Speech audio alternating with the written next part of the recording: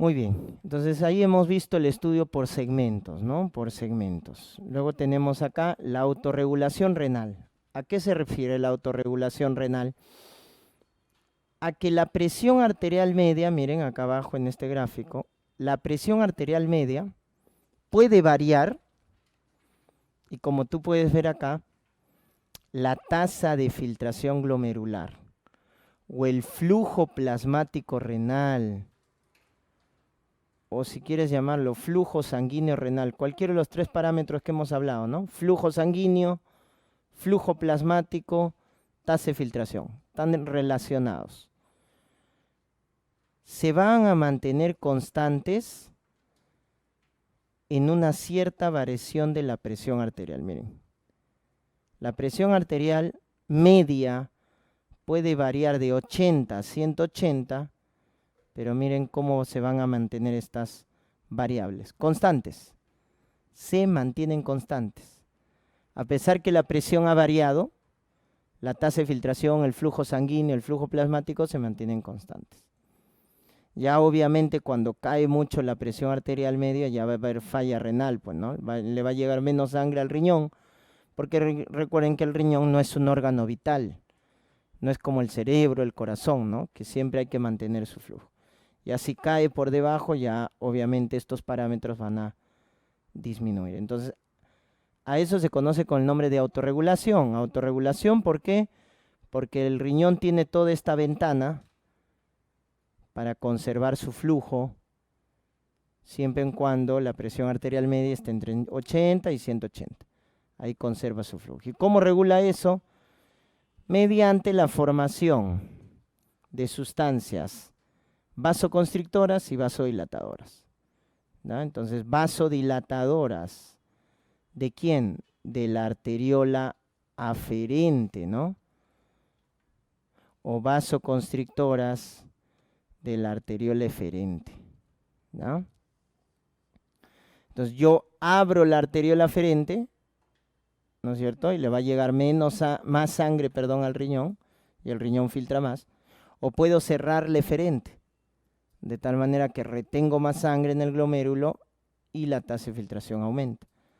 Entonces, ¿qué estás haciendo? Estás abriendo el caño de entrada y estás cerrando el caño de salida. Eso es lo que estás haciendo. Con lo cual aumentas más flujo en el riñón. Porque al aumentar el caño de entrada le llega más sangre y al cerrar el caño de salida retienes más sangre en el riñón. A eso se refiere con la autorregulación. Entonces, ¿quién hace vasodilatación del caño de entrada, la arteriola aferente? Las prostaglandinas. La E, la prostaglandina I2 y la dopamina que les había mencionado.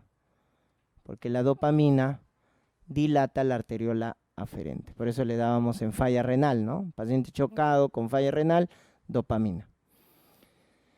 Y vasoconstrictor, ¿quién cierra el caño de salida? La angiotensina 2. ¿Correcto? El tono simpático, las catecolaminas. ¿Ya? La angiotensina 2, el tono simpático, ¿ya? La prostaglandina F2 alfa, el tromboxano A2, van a contraer la arteriola eferente, ¿no? Entonces tienen vasodilatador, vasoconstrictor. Y esos son los responsables de la autorregulación, ¿ya? Y este sistema de autorregulación se activa sobre todo cuando el paciente está en hipovolemia, po. ¿Por qué? Porque cuando un paciente tiene poco volumen o poco presión, entonces el riñón va a recibir menos sangre. Y al recibir menos sangre baja la tasa de filtración. Entonces el riñón se autorregula mediante estos mecanismos, ¿ya? Por eso, ¿cuáles son los dos fármacos que son nefrotóxicos cuando un paciente está en hipovolemia? Si un paciente está en hipovolemia, tiene riesgo de hacer insuficiencia renal, ¿no? De tipo prerrenal. Pero el riñón frente a esta hipovolemia, ¿cómo se defiende? Abriendo el caño de entrada, que es la arteriola aferente, y cerrando el caño de salida, que es la arteriola eferente. Ese es el mecanismo de autorregulación renal. Y habíamos dicho, ¿quién hace esto? Las prostaglandinas abren y la angiotensina 2 cierra. Entonces, permiten la autorregulación renal. Si tú a un paciente hipovolémico le das AINES o les das IECAS, le estás bloqueando su autorregulación renal, con lo cual aceleras una insuficiencia renal.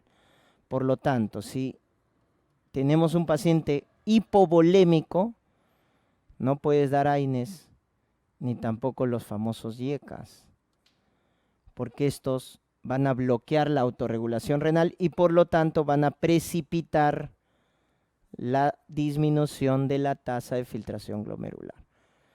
Por eso, si voy a usar AINES o IECAS, el paciente tiene que tener buen volumen, porque si el paciente está deshidratado, está con diarreas, está hipotenso, no puedo dar estos fármacos, porque si no voy a generar una insuficiencia renal de tipo iatrogénica. Bueno, ¿por qué? Porque los AINES y los IECAS, como están viendo, bloquean la autorregulación. Recuerden, los AINES bloquean la síntesis de prostaglandinas y los IECAS, ¿no es cierto?, bloquean a la angiotensina 2. ¿Ya? Por eso esos fármacos bloquean la autorregulación renal. ¿Ya? Bloquean la autorregulación renal. Y luego acá tienen el famoso sistema renina-angiotensina-aldosterona, ¿no? ¿Ya? Este sistema renina también, ¿cuándo se va a activar? Pero a largo plazo se activa cuando el paciente está en hipovolemia, cuando el paciente está hipotenso, cuando el paciente está chocado, ¿no? Cuando un paciente está hipovolémico, hipotenso, se activa este sistema. ¿Por qué? Porque cuando hay hipotensión o hipovolemia, entonces aparece este factor, hipoperfusión de la arteriola aferente. Le llega menos sangre a la arteriola aferente. Y ese es el estímulo más importante, doctores.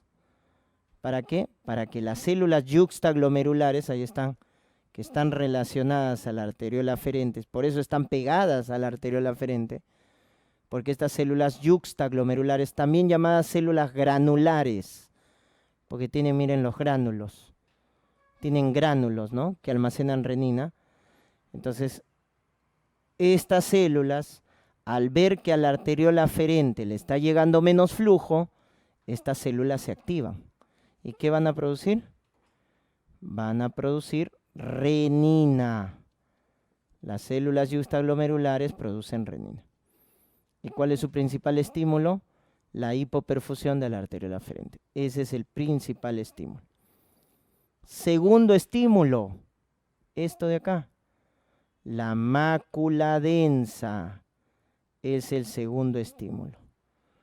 Y cuando la mácula densa va a estimular la producción de renina, cuando llega menos entrega de sodio a nivel distal.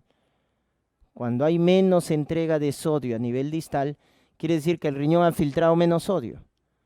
¿Y por qué ha filtrado menos sodio? Porque hay poco volumen, porque este paciente está hipotenso. Entonces, cuando hay menos entrega de sodio a nivel distal, eso lo capta la mácula densa.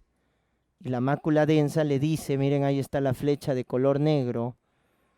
Cuando la mácula densa detecta poco sodio a nivel distal, le dice a la célula yuxtaglomerular que produzca renina.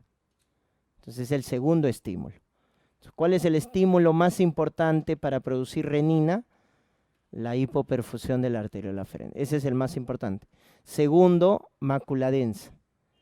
Y tercero, acá las células yuxtaglomerulares, ojo, tienen receptores beta 1. Y los beta 1 van a estimular la producción de renina. Entonces hay tres estímulos: hipoperfusión de la arteriola aferente, mácula densa y estímulo de los receptores beta 1. Por lo tanto, el beta 1 no solo está en el corazón, también está en el riñón. ¿Y qué hace el beta 1 en el riñón? Aumenta la secreción de renina. Aumenta la secreción de renina. ¿Ya? Muy bien. Ya está. Entonces esos son los tres estímulos. Y la renina, como es una enzima, la renina, recuerden, es una enzima que va a convertir la proteína formada en el hígado, llamado angiotensinógeno, de 14 aminoácidos, la renina lo convierte en angiotensina 1, de 10 aminoácidos. ¿Ya? Entonces, la angiotensina, el angiotensinógeno, perdón, producido en el hígado, se convierte en angiotensina 1 por la renina.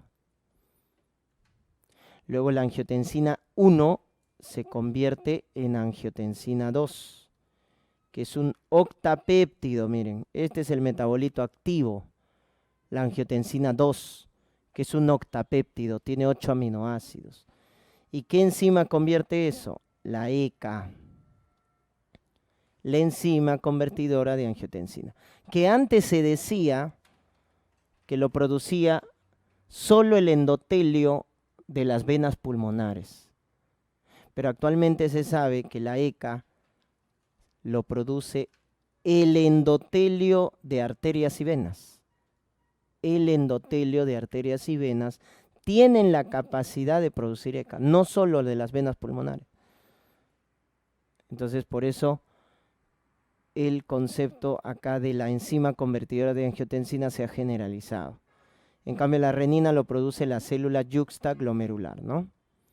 Ya está. Entonces, la célula yuxtaglomerular produce renina, ya saben los 3 estímulos. El más potente, la hipoperfusión de la arteriola aferente, convierte el angiotensinógeno en angiotensina 1, y luego la ECA, producida por el endotelio de los vasos, convierte la 1 en angiotensina 2. Y este es el metabolito activo que va a trabajar con su receptor AT1, que es el receptor malo, ¿ya? Porque el otro es el AT2, que es el receptor bueno. Entonces la angiotensina 2, que es el metabolito activo, tiene 2 receptores, AT1, AT2. El malo es el AT1, por decirlo así, ¿no? Malo. ¿Por qué malo? Porque es el que hace vasoconstricción y va a elevar la presión. Entonces los pacientes hipertensos es por este receptor. Eleva el tono simpático, eleva la secreción de aldosterona, eleva la secreción de ADH, aumenta la reabsorción de sodio y agua, por lo tanto aumenta la volemia. Ya les había mencionado, ¿dónde aumenta la reabsorción de sodio y agua? La angiotensina 2, en el túbulo contorneado proximal, en el proximal. Entonces miren, tiene todos esos efectos, vasoconstricción, aumenta el tono simpático, aumenta la secreción de aldosterona, de ADH, aumenta la volemia, pero el peor efecto es el que induce remodelado en el corazón. Es decir, es el que hace fibrosis, hipertrofia del corazón. Fibrosis, hipertrofia del corazón, ¿no? En cambio el bueno, ¿cuál es el bueno? El AT2. Porque el AT2 hace todo lo contrario, vasodilata, baja el tono simpático, baja la aldosterona, baja la ADH y evita el remodelado, evita la fibrosis del corazón, evita la hipertrofia. Entonces, el AT2 es el bueno, el malo es el AT1. Bueno, ¿ya? Por eso tienen ustedes acá blancos terapéuticos para bloquear este sistema, ¿no? Por ejemplo, el inhibidor directo de la renina. El inhibidor directo de la renina se llama alisquiren. Es un antihipertensivo que inhibe directamente a la renina. Alisquiren. O a la enzima, ¿no? ECA. La enzima ECA, los famosos YECAs.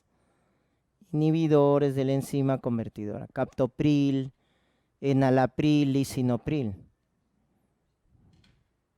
O los que bloquean a los receptores. ¿A qué receptor? Al malo. Bloquean al AT1 de la angiotensina 2. Esos antihipertensivos se llaman ARA2. ARA2. Valsartán, candesartán, losartán. bloquean los receptores AT1, ¿no? De la angiotensina 2. ¿Ya? Muy bien, entonces esos son los blancos terapéuticos de este sistema. ¿Ya? Entonces el sistema renina-angiotensina se activa cuando el paciente está hipovolémico, está hipotenso. Ahí se activa este sistema. ¿Para qué? Para elevar la presión, para aumentar la volemia. ¿Qué es lo que hace el receptor AT1? ¿No? ¿Qué es lo que hace el receptor AT1? ¿Ya? Muy bien. ¿Quién le da la contra a este sistema? El que le da la contra a este sistema, doctores, recuerden, es el sistema de los péptidos natriuréticos. ¿Ya? Le da la contra. Natriuréticos. El auricular, el cerebral y el tipo C. Endotelial, así se llaman, ¿ya? Auricular, cerebral y endotelial. Son tres tipos, el A, el B y el C. Entonces estos péptidos natriuréticos tipo A, tipo B, tipo C, el más importante el tipo B, ¿verdad? El tipo B, que se produce en el miocardio. Ojo, los péptidos natriuréticos, el más importante, el tipo B, lo produce el miocardio. ¿Y cuándo se va a producir estos péptidos natriuréticos? Lo contrario a la activación del sistema renina, o sea, cuando el paciente está hipervolémico. Cuando un paciente tiene mucho volumen, entonces, ¿qué hace? El miocardio se distiende más. Al distenderse, porque hay bastante volumen, el miocardio produce los péptidos natriuréticos, ¿no? Y los péptidos natriuréticos, ¿qué van a hacer? Van a hacer todo lo contrario del sistema renina. O sea, van a hacer vasodilatación. ¿Correcto? Van a hacer vasodilatación. Van a hacer, en este caso, van a hacer aumento de la diuresis, con lo cual disminuyen la volemia, disminuyen la volemia. Disminuyen la secreción de aldosterona, disminuyen la secreción de ADH. Y lo más importante son antirremodeladores. Es decir, evitan la fibrosis del corazón. O sea, le dan la contra a la angiotensina. Tú tienes que acordarte las funciones de la angiotensina 2, con su receptor malo, ¿no? Que es el AT1, que es el que hace vasoconstricción, eleva la presión, eleva el volumen, eleva el tono simpático y hace fibrosis. Todo lo contrario es el péptido natriurético. Dilata, baja la volemia, baja la aldosterona, evita el remodelado. El único problema es su enzima que los metaboliza. La enzima que lo metaboliza se llama neprilicina. Neprilicina. Por eso tienen un tiempo de vida media corta, porque la neprilicina los metaboliza, ¿ya? Entonces este es el factor que va a darle la contra al sistema renina-angiotensina-aldosterona, ¿ya? El sistema renina se produce por hipovolemia. Este sistema de los péptidos natriuréticos se activa por la hipervolemia, ¿ya? Por la hipervolemia. Muy bien. Función endocrina del riñón, esto ya habíamos mencionado, ¿no es cierto? La formación de la eritropoyetina, formado a nivel de la médula renal, acuérdense, de la médula renal, a nivel de los capilares peritubulares. El endotelio de los capilares peritubulares producen la eritropoyetina. ¿Y cuál es el principal estímulo para que el riñón produzca eritropoyetina? Esto, la hipoxia tisular. La hipoxia es el principal estímulo. Entonces, la hipoxia, por ejemplo, por hipovolemia, por anemia, por paciente en shock, por insuficiencia respiratoria, ¿no? Por vivir en altura. Recuerden, los que viven por encima de los 2.500 metros sobre el nivel del mar, tienen no menos oxígeno, sino menos presión de oxígeno. El volumen de oxígeno es el mismo, ¿no? El aire siempre va a tener el oxígeno la misma cantidad. Lo que tiene es menos presión de oxígeno. Y si hay menos presión de oxígeno, el oxígeno entra menos a la célula, porque los gases se mueven por diferencia de presión. Entonces, la hipoxia hace que el riñón produzca eritropoyetina. Y la eritropoyetina, miren, estimula en la médula ósea roja de los huesos la producción de glóbulos rojos. ¿Cómo se llama eso? Hematopoiesis. Hematopoiesis. ¿No? Hematopoiesis. Entonces estimula la formación de glóbulos rojos. Entonces las personas que viven en altura tienen más glóbulo rojo, ¿no? Tienen más glóbulo rojo, ¿ya? Un cáncer de riñón produce eritropoyetina. Pues el paciente con cáncer de riñón tiene policitemia, ¿no? O poliglobulia, porque el cáncer de riñón puede aumentar la producción de eritropoyetina, ¿ya? De eritropoyetina. ¿Qué fármaco, qué antimicótico bloquea la eritropoyetina? Anfotericina B. Ojo, la anfotericina B disminuye los niveles de eritropoyetina, ¿no? ¿Y qué enfermedades están producidas por disminución de eritropoyetina? ¿Dónde vemos eso? ¿O qué tipo de anemia genera la disminución de eritropoyetina? Se llama anemia normocítica normocrómica, que lo vas a ver en el paciente con enfermedad renal crónica terminal, lo vas a ver en la anemia del prematuro, también es por déficit de eritropoyetina. La enfermedad renal crónica, la anemia del prematuro es por déficit de eritropoyetina y produce una anemia normocítica normocrómica, ¿no? Pues al renal crónico hay que colocarle pues eritropoyetina subcutáneo, ¿no? Cuando la hemoglobina es menos de 10, ¿ya? Se le coloca eritropoyetina.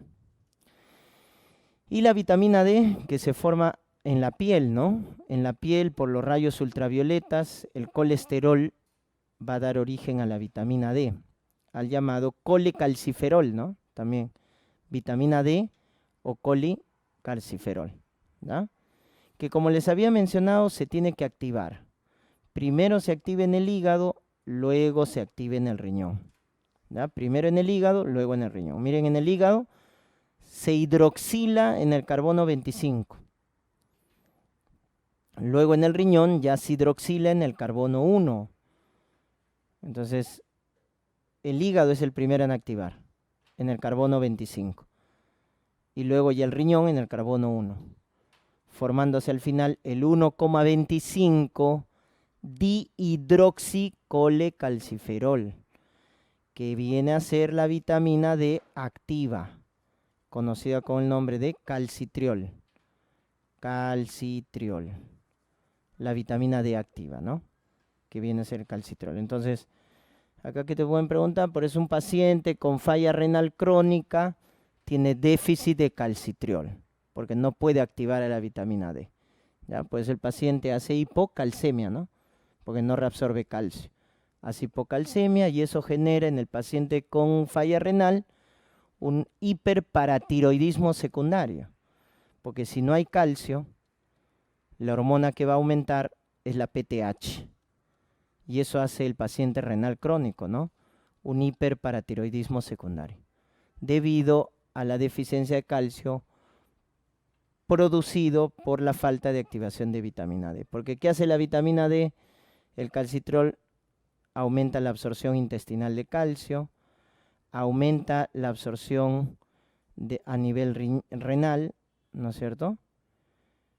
Pero ojo, en el riñón, ojo con este dato, la vitamina D, correcto, aumenta la reabsorción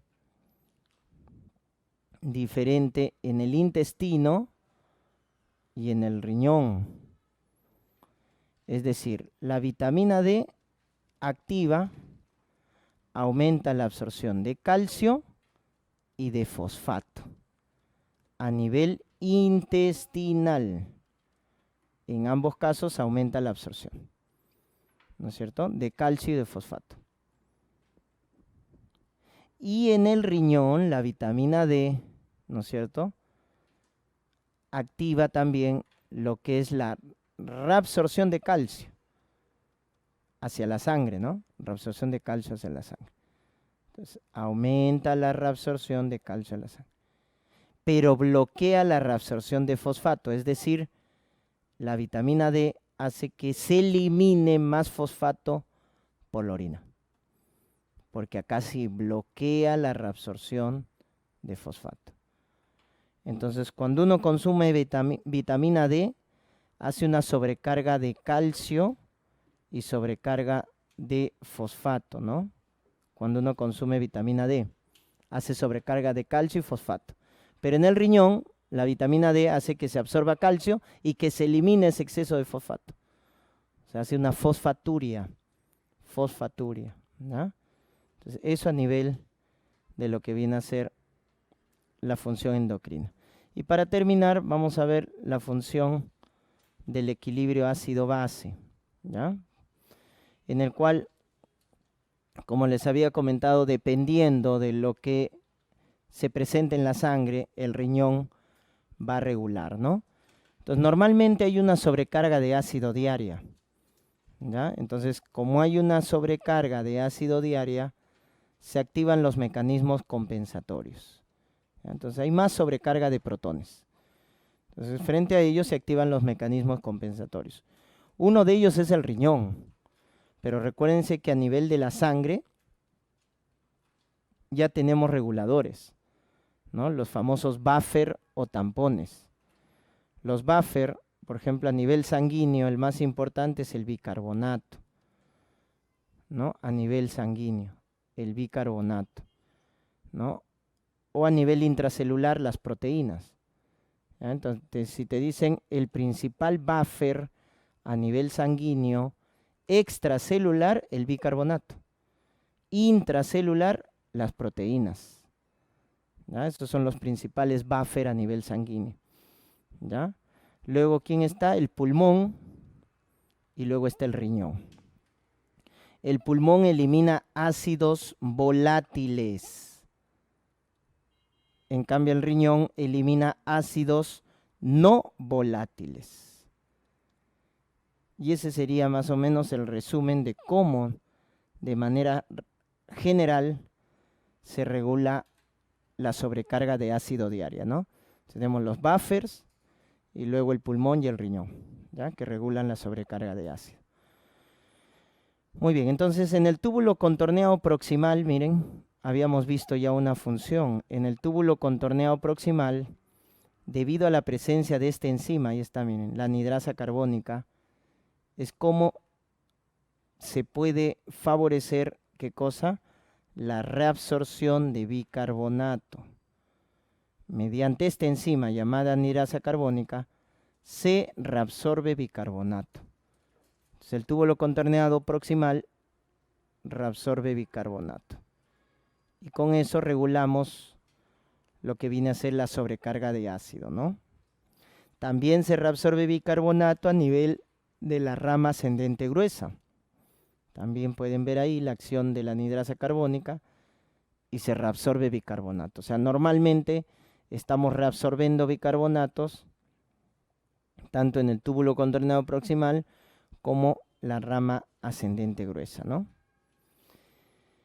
Y se secreta ácidos. Ojo, no solo estamos reabsorbiendo bicarbonato, ¿no? Sino que estamos secretando también ácidos hacia la orina. Entonces reabsorbemos bicarbonato a la sangre y secretamos protones a la orina. ¿Ya? Luego esos protones ya se van a regular, ¿no? Ya se van a regular con los llamados buffer urinarios. Porque también a la orina no le puedes dar muchos ácidos. Porque si se altera el pH de la orina, también se altera la función de la nefrona. Por eso si te dicen a nivel urinario, ¿cuál es el principal buffer? El fosfato. El buffer sanguíneo más importante, bicarbonato. El buffer urinario más importante, fosfato. El fosfato es el buffer más importante a nivel urinario, ¿no?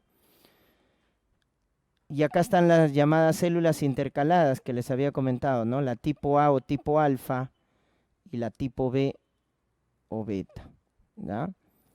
La alfa, ¿cuándo se activa? Cuando tenemos acidosis metabólica. ¿Por qué? Porque esta lo que va a permitir es la secreción de ácidos. Miren, acá está la luz tubular y miren cómo se aumenta la secreción de ácido. Miren. Entonces, hacia la luz que está enviando protones, miren. Por eso, cuando se activa esta célula, la célula intercalada tipo A o alfa, que está en el túbulo colector, se activa cuando estamos en acidosis metabólica. ¿Por qué? Porque va a eliminar protones, miren, secreta protones. Esa es la función de esta célula, secretar protones hacia la luz tubular. Por eso se activan en la acidosis metabólica. En cambio, la tipo B o tipo beta hace lo contrario, miren. Secreta bicarbonato. La tipo B o tipo beta secreta bicarbonato. Por lo tanto, ¿cuándo se va a activar la célula beta, la célula intercalada tipo beta? Cuando estamos en alcalosis metabólica. Recuérdate que en alcalosis metabólica tenemos mucho bicarbonato, ¿no? Entonces, ¿qué hacemos? Eliminamos bicarbonato.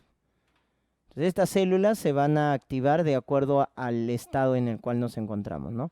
Si hay acidosis metabólica es porque hay mucho hidrogenión. Entonces, esta célula lo que hace es secretar iones hidrogeniones. De esa manera regulamos. Y cuando estamos en alcalosis, la que va a trabajar es la beta, que va a secretar bicarbonato. Va a secretar bicarbonato cuando estamos en alcalosis, ¿no?